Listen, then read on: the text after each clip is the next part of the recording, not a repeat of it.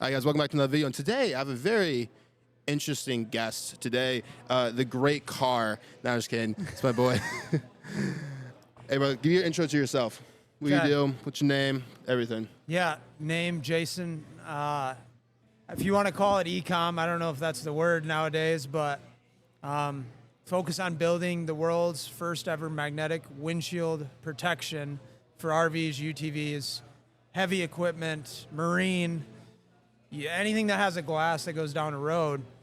That's what we do. And you know, we're an Ecom brand at heart, but really we're a manufacturing company. So you kind of give me an intro already of kind of what you've done and how you got into this space, because I knew you from video. Yeah. We used to do videos together, shooting clients, and then you randomly just went blank. Yeah. And I didn't see you forever, and then you just out of nowhere just posted screenshots of Shopify, and I was like, what's going on here? Yeah. So give me a little background. And I mean, that was the thing where I was that have a good month, have a bad month, have a good month, have a bad month. Had a little bit of consistency as far as like living, right? Yeah. And doing that with videos, marketing. Like I had a marketing agency at one point that did really well, overextended, didn't know how to run a business, shut it down, back to videos, right? Videos were always that focus where I could always get consistent money and keep me alive. Yeah. After having 3 kids, there comes a point where you have to draw the line and be like, hustling is fun. I'm always hustling even right now, but it's a different form where there is consistency. And so where I had to draw the line was I was at my breaking point of maintaining kids. It's very expensive, especially the life that I've chosen is I've never built up savings in 8 years of doing this. Yeah. Every dollar that's came in has went out just to live, right? Without buying clothes, without going and doing fun things. Like it was really just to live for 8 years. I drew the line and I said, I got to figure something out. At the same time, coincidentally, through networks and connections of people that I know, guy said, hey, there's this guy, he's got this product. He just moved here from Canada. He wants a video done. Okay, cool, I can do a video. Again, that's where it goes. There's no roadmap to taking care of my kids with that. I was like, all right, well, let me do it. So that was at the end of 2023, going into 2024. He had this brand, and when I met him, he showed me it like he was, what's his name with Apple and doing this big reveal. And the product was amazing. And that's the first step, is like having an amazing product. He was like, hey, I need a video for this. I'm doing a lot of marketing. I'm like, okay, cool. We can do a video, but what are you doing for marketing? Like, because I know a little bit about everything. That's what I always say. Like, I'm not an expert, but I just know a lot of all the things that come behind the scenes with marketing and all that. And so I was like, what do you do? And he pulled back the curtain, and I was a little bit held back. I'm like, dude, no offense, great try, but you're not going to get anywhere with this. Yeah. If you want me to help, let's do it. And that's basically what happened. You guys had a first insane month when you first came on. Yeah. So what did you see? 'Cause obviously, marketing background. Yeah. What did you see that he wasn't or was doing wrong? Yeah. What he was doing wrong was he had crappy branding, crappy website, crappy landing pages, and I say that he was a guy that was he had that intrinsic motivation to just do. Yeah. Where it was not only the marketing, but when he's running ads, and that's the thing. I've always been shooting all the ads for everybody. I've helped people run ads. So it's different. I was like, oh, ball's in my court. I get to go make the content. I get to run the ads. I get to build the Shopify store. Like, I get to be in control. Yeah. This is awesome. So all those things that he wasn't necessarily doing wrong or right. It's that journey of like, you have to start, to get somewhere. And that's what he was doing. But it happened to be all the fundamentals to have a winning brand. The marketing, the branding, the website, good logo, good product, terrible website, it's not going to convert. And at the same token, he was spending about $200 to $400 a day and not tracking, there was no tracking. He spent like 10 grand before I met him and never tracked one person on his website. So no pixels, nothing on the site. The pixel wasn't turned on. Oh no. Oh geez. So going from marketing other people's stuff to now your own. Yeah. Because like you did content, you knew how to run ads. Yeah. What was was there a different pivot when it was your money, your own money you're spending? What was that kind of like interesting pivot you had to go through? Yeah, it was more so I get to try it and I need to be the best versus like I'm going to try to be good to keep things going with a client or a person or a brand versus like I want to figure out how to have the best marketing, the best Shopify store, the best of everything because I can be in control of everything and know my destiny of where I want to go. Yeah. And so it was really cool to be able to, in about 2 weeks span of me saying, hey, I want to partner with you. Let's do this, but I'm not coming, because it was, again, the kids, the life, I had to make a decision where it's like, I can't do this to make a few thousand a month. I need it can pay my living and keep me alive, but there needs to be an end goal. So when I was able to do that, in 2 weeks, launch a Shopify store from him being on WordPress, 2 weeks of doing that, threw it together, no information on the product, just a real sales landing page. And then we went out and shot one ad, and it was me standing in front of a UTV. I said, hey, take the iPhone and let me just spitball something. I spitballed one ad, launched it. It was basically every dollar that he had left for the business. And I said, Hail Mary. And we immediately started printing and did 90,000 that month of April.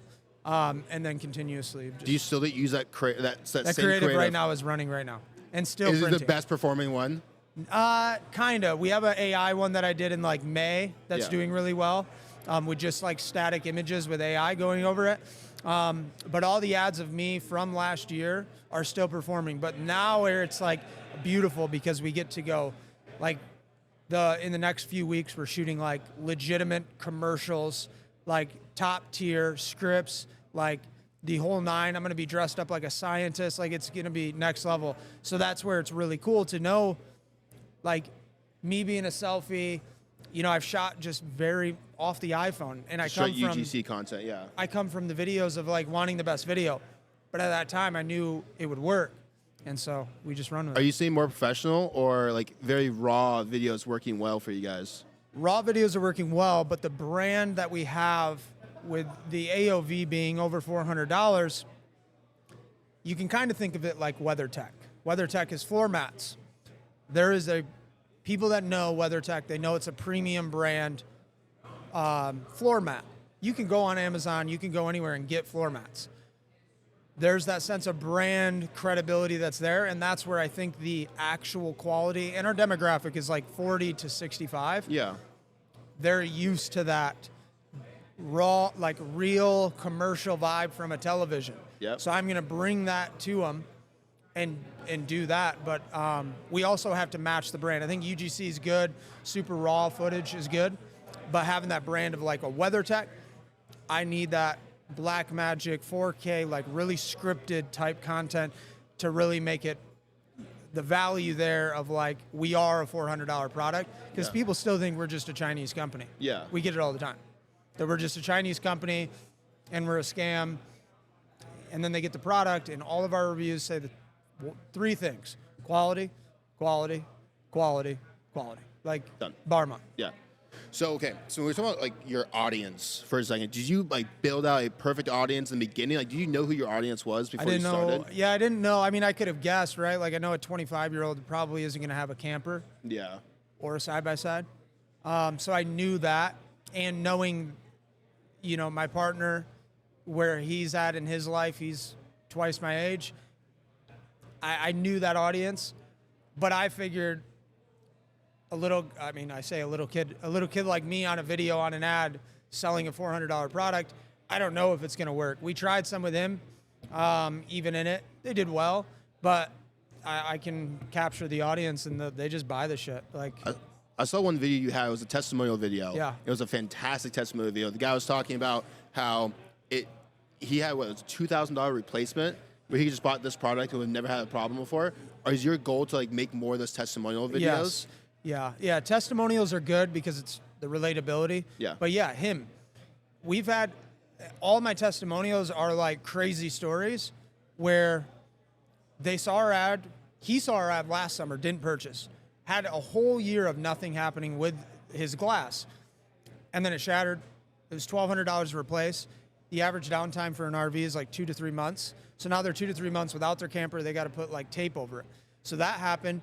Then they messed it up when they did it and ruined the frame because the RVs are built kind of shitty. Yeah. So it ended up being $12,000. He was from Canada, but he was down here when he was like, hey, I'm down here. Will you just come install it? So we went out there and purchased it. He purchased it, and I was like, yeah, let's do a video. And he was like, for sure. So, yeah, those will definitely be coming, and I think they're really, really good to show, because a lot of people don't think it's a problem. Yeah. The one guy, testimonial, I was coincidentally in Montana shooting with another customer. He commented on our ad, I wish I would have bought this thing. So I messaged him, like, where are you at? What happened? He was like, oh, I'm in Montana. I'm on an 8-month-long retirement trip with my wife. Glass shattered. I'm like, where are you at in Montana? Montana's huge. There's no way. Oh, yeah, it's ginormous. 15 minutes away from us. I said, all right, buddy, I'll be there tomorrow, and we're going to shoot some ads, and I'll give you a free cover. Went there, shot ads, same thing. He saw our ad 3 weeks ago while he was on the trip, said, bullshit, I don't need it. And then they broke, and then he was like, yeah, and still to this day, texts me all the time. He's like, dude, I love it. No shit. How long is once a client first or a customer sees your ad at first, how long until they actually buy?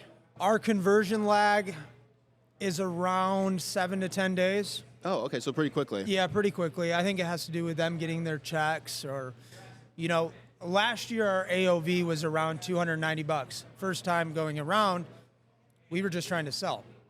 Our AOV now is like $400 to $420. So when that happened, $290, and it's, you know this. Yeah. Client that pays $290 versus a client that pays $420, there's something different. They don't bicker, they don't complain, No. They just pay the shit and they don't care. Yeah. And that's what happened. When we got $290 clients, it was always just chirping. And then $400 clients, it's game, like, we don't hear nothing other than good things. Yeah. So that's where it's really cool doing that. But I love it. So what's your obviously multiple marketing channels, right? You have your Facebook, you have your email, you have your SMS, you have everything like that, right? What is your main marketing channel you guys are really diving Meta, after? we spend anywhere from like 50 to 80,000 a month. Okay. Google, we're getting up there, but our Google ROAS on a daily is like 15. Okay. So we're gonna and then we're going into YouTube and all that, but mainly Meta and Google. Email's good, SMS, but really it's just the sequence of buying. We have a abandoned checkout. We have a welcome email. I love it. We do some if it's holidays, it's Mother's Day weekend, so we're doing shit for that. And but yeah, dude, pretty simple. Not simple, but Meta's the bread and butter, and I think that will continue to grow. I see next month we'll probably spend another 100 and just continuously grow that until it taps out. But I don't think it will, because you've heard of Ridge wallets, right? Yeah. They thought the same component. They thought they're going to reach everybody because they kept spending more and more and more. But coincidentally, they didn't run out of people. And that's the same notion we're doing. We're really following the psychology that Ridge does from a WeatherTech brand. And I think it can pay off really, really well. So with your company, it's very much a one-time purchase. Yeah. Unless they buy more campers and stuff like that. What do you think of a different what's your strategy? Are you guys trying to do more of hey, we're going to do accessories or try to increase that market, that AOV? Or are you guys going to do just straight one-time buyers, really happy, get the word out? We will do, the launches will be new verticals before another product probably. We're getting the upsells working on, we're working on a cleaner. Yeah. So the cleaner will be an easy upsell, a little bag that we can sell with it. So those will be little things that we can sell for upsells. But as far as new releases, it will be really verticals. We're mainly RVs and UTVs. We're working on marine and heavy equipment, 2 massive verticals that I think all we need is 10 to 20% of those markets on a yearly basis, and we will. There's no one else doing what you guys are doing. There's no one. No. And so when someone looks at this product, are most of your clientele people that have had the incident in the past and we need to find protection for us? Yeah. Or is it people that just bought something? Because then you just land some big deals where it can even come installed with it, right? Yeah. So we do that in our marketing. Show them the problem, show them the solution, do your call to action, right? They know the problem, and we've talked to dealerships and stuff, and they say customers ask, well, what do I do with this big glass? Can it get broken? the thing of it, until that standard's there, which we're working on, the dealers and the manufacturers make money on the glass that gets repaired. Yep. It's just like the Service pharmaceutical world. Yeah. They sell the fix, and they also cause the problem. It's the same concept with them. But that is a shift happening because they're realizing, I mean, I've always said it with some of the biggest manufacturers we're working with, it's like, you guys can be a part of your guys' customer's journey, and they're honestly going to be happier with you if you sell this with the camper or the UTV, or we'll continue selling to them and just make all the money. Yeah. Take your pick. So, what's your biggest challenge? Because you guys grew significantly. So what was your biggest challenge that you guys have dealt with running for the past year? manufacturing and a big macro thing, which is the key to business, cash flow management. Yeah. And knowing how to extend your money, knowing how to extend materials, when to buy, when not to buy, how much to buy. Tariffs are a thing that are going on right now that we deal with. And I would say it's really manufacturing. Last year it was, we can't get the product out fast enough. Now it's, we can't get enough supplies and like lead times with vinyl or foam or magnets. There's that whole, issue, and those are the two components. Well, I mean, in manufacturing, those are all like subcategories of that, but the biggest other component is cash flow management. Yeah. Because that's where last year we overextended. We did literally every dollar went back out. So it was like, we do it 60, 70,000 a month, 90,000 is going out that week. And we did that for enough where it was like July, our biggest month, like 240,000. I think we spent like 320. So it was just trying to grow the brand significantly because it's getting more and more traction, gets more clientele coming in, and you're doing everything inside the United States. Yeah. Well, obviously, you have tier 2 suppliers who are buying magnets from out of the country. Do you think having an American-made company or product separates any kind of e-commerce business? Yeah. Or do you think that doesn't matter? Yeah, I think it matters, but it also, our audience is super conservative Republicans that they like to buy shit in the U.S. that's made.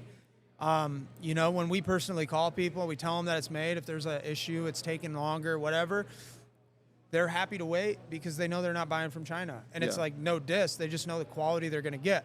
Now, do we buy certain things from there? Yes, our magnets. Yeah. We have to buy them from there because we don't have the rare earth. We actually found the only place, I was watching CNBC when they were doing the whole tariff shit. They were talking about rare earth because rare earths are in all the computers and shit and the chips. There was one place in Vegas.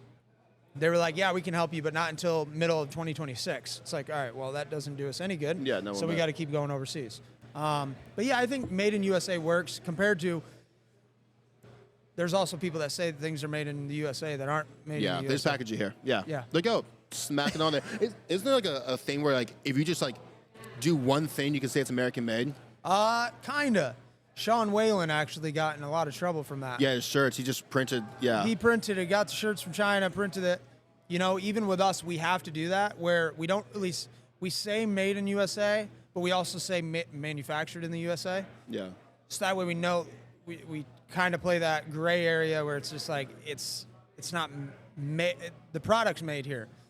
The piece of the product was made somewhere else in Asia. Yeah. Right. But most supplies do have to come from it. That's where it is. Right? The supplies are there and stuff like that. Yeah.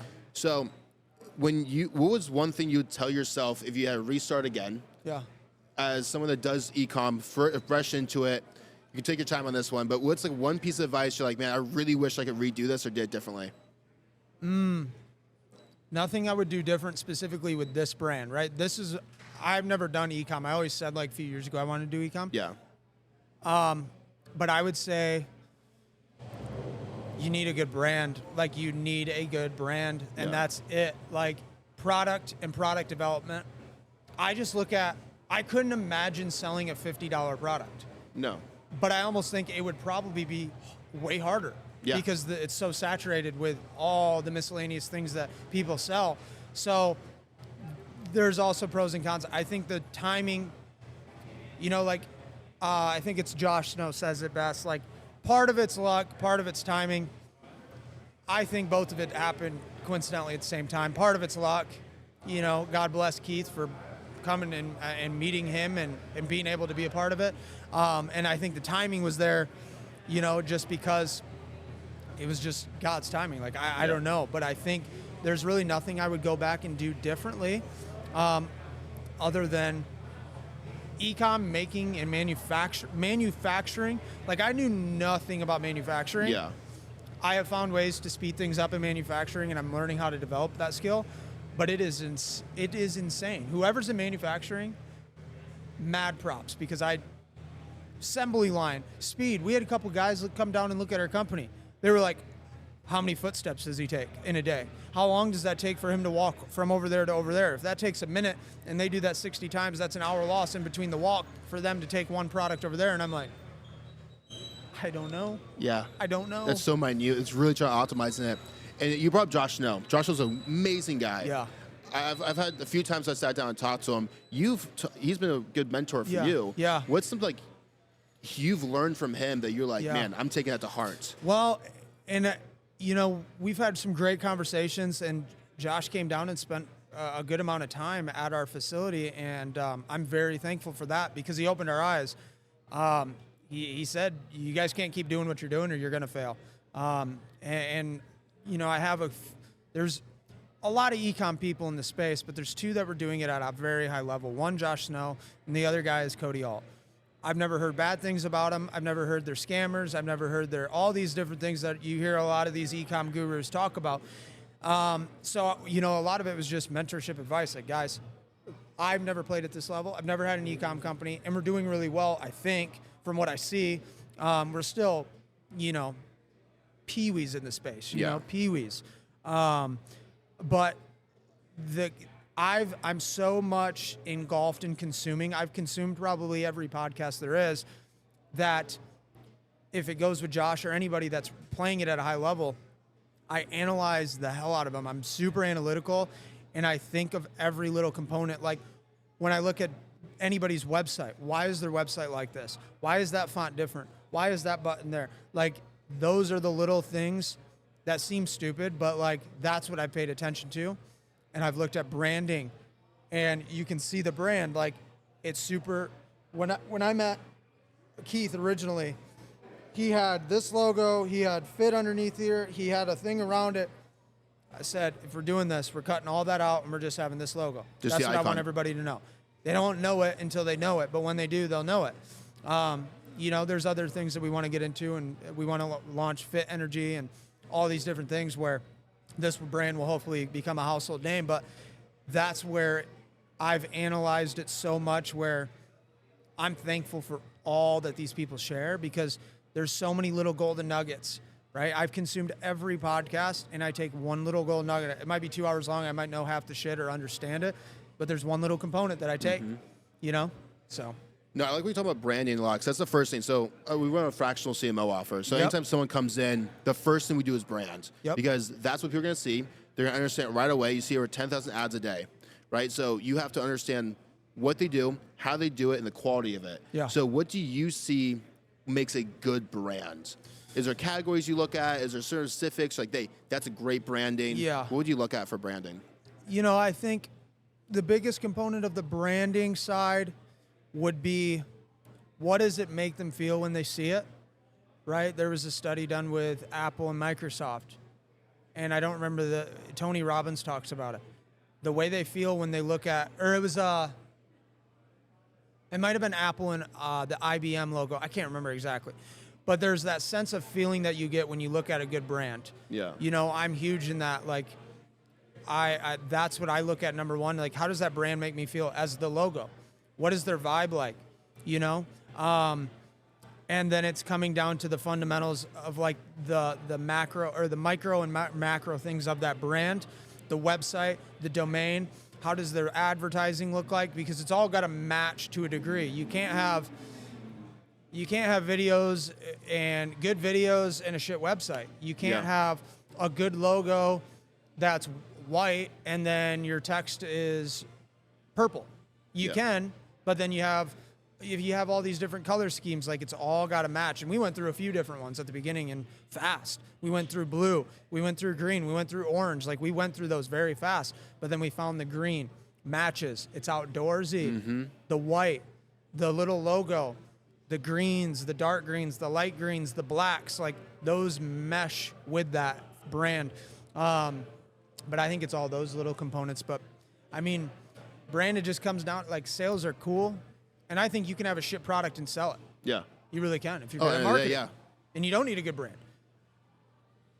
You know, there's a lot of people that have a good brand that sell dog shit. And there's people that they have really good brands and they sell garbage. Yeah. And there's people that have no brand and they sell amazing knowledge.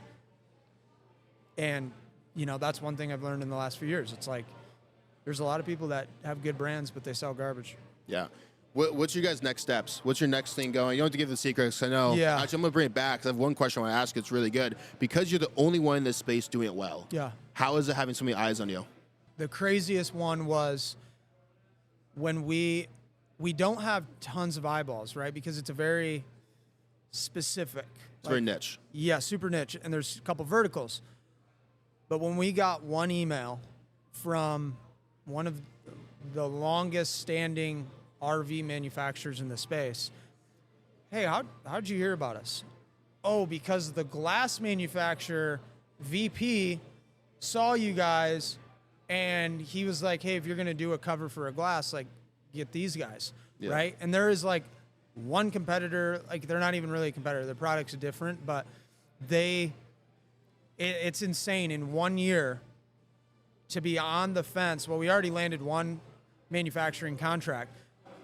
To be almost landing 3, we have about 2 other ones in the works, which would be astronomical compared to the D2C world. And these are like, we're not talking like, it's like a Ford or Chevy calling you in the RV space. Yeah. Knowing that we did that in a year, you know, April 1st, we launched the ads and we're in May of this 2025. Like, I don't know what's going to happen really in the next 2 years, 3 years. I just know one thing, and one thing's for sure. Manufacturing's got to be there. Cash flow's got to be there. Like, these are things we're learning every single day. And our other partner teaches us that very well because he's already done it at a very, very high level. And it's a new ball game. Like, there's a difference of like managing cash flow at $10,000 a month versus $200,000. It's just a huge difference. Way different. And I can't imagine what it's going to be like at $1 million. I like it. Very soon. I appreciate you coming on. I have one last question. Yeah. I want to ask you. What's your end goal? And then what do you want to leave a legacy? Like, what kind of legacy do you want to leave on this earth? End goal, as far as the company or myself? To both. Okay, both. Company-wise, end goal, sell this thing. We've been told we could sell this for easily 100 to 200 million on the short end. I don't see WeatherTech's $1 billion company. Why can't we get to $1 billion and sell this thing and be really well off? Legacy, on a personal side, just get everyone free around me. And I mean that by friends, families, have investments, do startups, do different things, teach people, give back. I think it's pretty cool because I want to keep it real raw. Like, I'm not an e-com guru. I don't really, I figure out shit every day, new shit. And then legacy being built, kids, soon to be wife, like that's it. That's the legacy right there. I want to be 30, 32 and be chilling and their shit's taken care of for. And I think if we sell a company for a good amount, I believe we can build some generational wealth off that. And knowing that potentially my kids' kids could be taken care of, which would be fucking phenomenal, dude. Like, that's the end game. I'm extremely impressed, kind of what I've seen before when we first met. I think we met in, like, the Mercedes parking lot. Dude. And then from, like, being there for your gender reveal and everything, I recorded it. Remember that recording? Oh, my gosh, yeah. And it blew in her face. Was that? It all blew in Chelsea's face because of the wind. Dude, and then see you kind of now just, like, you went dark for a little bit and you just came back just, like, insanely just a lot of it's strong. Humbling, dude. It's a lot of it's, like, very humbling to... You're not successful because you have, like, I could say right now and go launch a course and say I have $1 million. I can teach you how to make $1 million. Yeah, it was a company. Yeah. It's more so humbling that I I don't have to be flamboyant. I can just give raw shit and be like, this is what I did. I don't know. It worked out. It took me 8 years to get here. I don't know what's going to happen in the next 2 years. Again, it could all fail tomorrow. Yeah. What now? And those are the things that I have just, you got to keep going. How's stress level going? Huh? How's the stress level? High. Yeah. High. I'm tired. I'm low energy. I'm high energy, but I'm low energy. Life in general is very, very stressful. 3 kids. The business, it doesn't stop. Nobody's going to do it. I have to ship shit out on a Sunday. Not anymore. We got rid of the shipping. You know, we have to do all the things as a business. We don't have 50, 100 employees. And then at the same time, 6 a.m. to 6 p.m., come home, dinner, bedtime, 7, 8. Sometimes it takes 2 hours to do bedtime. Now it's 9 p.m. And then I got to find time with Chelsea and then keep doing that. And it's, we've never been away from the kids. We live thousands of miles away from family. It's been no breaks for going on. Our oldest is about to be 4, and that's it. And sometimes it's a blur. And then going through the NICU twice and having a kid in the NICU for 90 days and then 60 days. Remember that. Stress is good, though. Like, you wouldn't get there without it. And I don't think I would be here if I didn't have any of that. Stress is a privilege. Yeah. That's what, I never understood that statement. Stress is a privilege. Until I really looked at it and went, when I'm sitting there, I go, I have nothing to do. And now I'm fucking bored. Yeah, and wait till you have kids and you just, then it's like every second counts. I wake up at 5, 6, and I'm like, okay, cool, I got an hour to like drink a cup of coffee and relax for like an hour, and then it's madness. Yeah. Every day. Just going. In a good way. Yeah. But yeah. Well, I appreciate you coming all the way just to jump on this pod, just kind of walk through it, dude. I keep seeing your stuff. I'm like, dude, keep rolling. Yeah, dude, keep doing podcast is coming soon at the office. I got the setup. I need 2 chairs. And then I want to interview a bunch of people, get you on. Hey, say less. And I want to do round table, get a couple killers in there, and just chop it up, talk life, talk business, and talk real shit. Okay, give people where they can see you. Give the business, give you your socials. I am Jason Jonas on Instagram. Nothing special too much over there. And then FITProtection.com, at FITProtection on Instagram. And go to that website and then get smacked with my ads and see my face every day for 90 days. And don't click it again unless you want to keep getting hit. I love it. I keep seeing your ads too. Well, thanks you guys for watching. Again, we're at Club Scottsdale right now. If you guys want to check it out, it's up here in North Scottsdale. Yeah. Thank you for having us. me. Dude, anytime. Dude, it's a pleasure. Cool. It's sick. I love it. What do you think of Club Scottsdale? I think it's awesome, dude. Think it's sick? Nice little setup. A lot of cool people. Cool cars. Good Cars vibe. inside. Good energy.